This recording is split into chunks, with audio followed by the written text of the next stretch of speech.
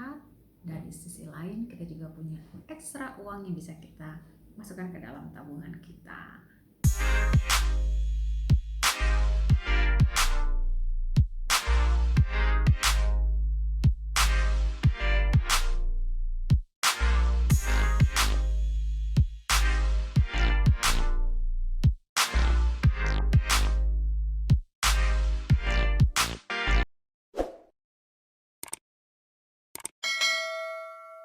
Hai kawanku, kita ketemu lagi ya di channel The Anita Solution, yaitu solusi keuangan dari bukan pakar keuangan.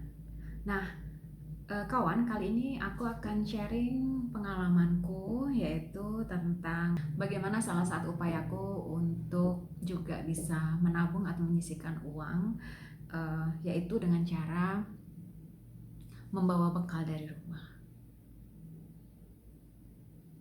Pertanyaan mungkin akan disampaikan ya oleh banyak orang gitu ya, kenapa sih repot amat bawa bekal dari rumah gitu ya, sehingga apa nggak bosen bawa bekal dari rumah, sekali-sekali boleh dong makan di luar gitu ya, kumpul-kumpul sama teman-teman dan lain sebagainya gitu ya.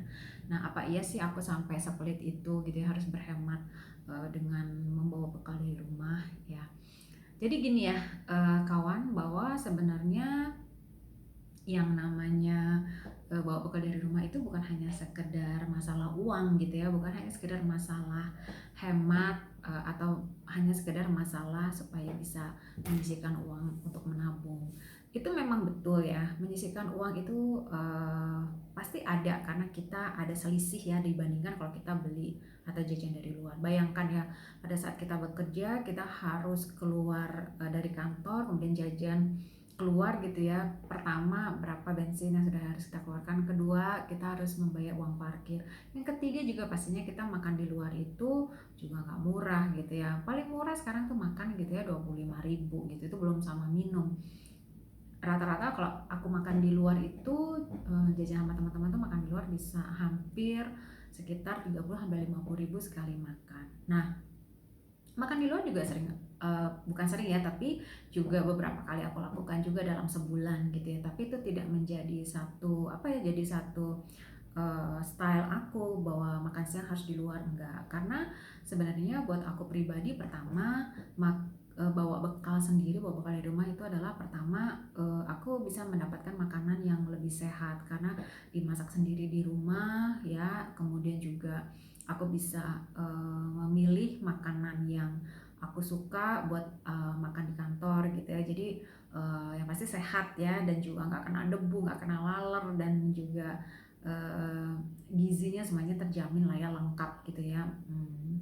Sayur, kemudian lauk dan lain sebagainya. Dan juga aku karena makannya nasi merah, makanya aku juga lebih suka bawa makan dari rumah karena aku bisa bawa nasi merah sendiri gitu. Sementara kalau aku makan di luar itu nggak selalu ada nasi merah ya. Itu yang pertama. Yang kedua, kenapa aku suka bawa bekal dari rumah adalah aku nggak perlu pusing dan nggak perlu mikir mau makan apa. Karena yang terjadi adalah pada saat kita menjelang makan siang nih, kalau di kantor kita udah bingung mau makan apa ya, dan kita suka bertanya-tanya dengan teman-teman, aduh makan apa ya, gitu, suka bingung. Akhirnya kita sampailah ke satu tempat makan, restoran atau warung makan atau apalah yang kadang-kadang sebenarnya kita nggak terlalu kepengen banget gitu ya, tapi karena ada beberapa teman yang mau yang situ ya udah kita ikut gitu ya. Dan belum tentu makanan tersebut adalah makanan yang saat itu memang sedang diperbolehkan untuk kita gitu. Artinya misalnya kita sedang menjaga berat badan atau apa gitu ya. Nah, itu yang kedua adalah aku nggak perlu bingung ya, dengan membawa bekal nggak perlu bingung mau makan apa karena makanan sudah tersedia dan aku tinggal panasin. Karena kebetulan di kantor itu ada microwave, aku tinggal panasin, udah deh tinggal makan. Jadi nggak perlu pusing gitu, mengurangi salah satu kepusingan di hari-hari ini ya, Senin sampai hari Jumat gitu ya. Itu yang kedua gitu. Kemudian yang ketiga pastinya eh, apa namanya, siapa bilang bahwa ternyata kita juga nggak bisa bersosialisasi, karena kebetulan juga kita bisa punya teman-teman yang kita bisa cari teman-teman yang sama rutinitasnya dengan kita, yaitu membawa bekal dari rumah, sehingga kita bisa apa ya, bisa cerita sambil ngobrol gitu ya, makan sambil ngobrol, atau bahkan bertukar bertukar apa namanya, bertukar lauk gitu ya, bertukar sayur, lauk dan lain sebagainya. Jadi buat aku tuh manfaat yang berikutnya kalau kita bawa bekal dari rumah gitu ya. Ketiga, kemudian manfaat berikutnya juga bahwa aku nggak perlu berpanas-panasan dan berdebu-debuan gitu ya keluar dari kantor gitu, apalagi pada saat kondisinya sedang panas terik gitu. Aku suka nggak kuat ya, suka pusing kepalaku, apalagi terus nanti masuk ke ruangan yang ber AC, aduh langsung biasanya tuh kepala langsung teng teng teng gitu. Nah, that's why aku lebih suka membawa bekal dari rumah gitu, jadi mengurangi faktor kemungkinan kepala pusing dan juga yang biasanya jadi lengket badan gitu ya karena keringetan dan lain sebagainya gitu. Walaupun kita naik mobil atau mungkin naik kendaraan atau apa ya, itu adalah satu konsekuensi pada saat kita keluar dari gedung atau dari kantor gitu ya, dari ruangan.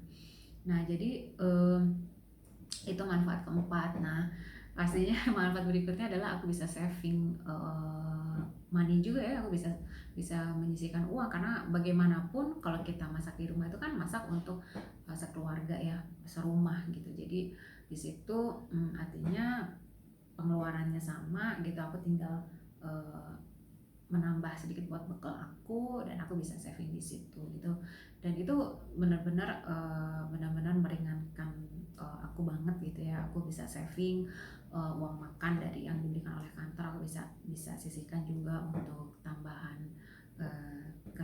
ke rekening aku gitu ya. Nah, masalah yang masak siapa gitu, karena memang aku kan kerja dari pagi pulang sampai rumah udah malam ya. Kebetulan aku memang di rumah juga ada mbak juga, 2 orang di rumah yang membantu kami sekeluarga, termasuk juga dalam hal urusan makanan. Jadi buat apa juga ada mbak di rumah kalau nggak kita manfaatkan untuk masak, kemudian hasil masakan yang kita bawa deh ke kantor, itulah bekal makan. Nah, jadi kawan semua, kawan tas itu di Amita Solution ya, bahwa membawa bekal makan siang atau membawa bekal makan sendiri itu buat aku pribadi ada 4 manfaat ya. Jadi kesehatan kita juga semakin baik gitu ya, karena dijamin makanannya juga lebih sehat.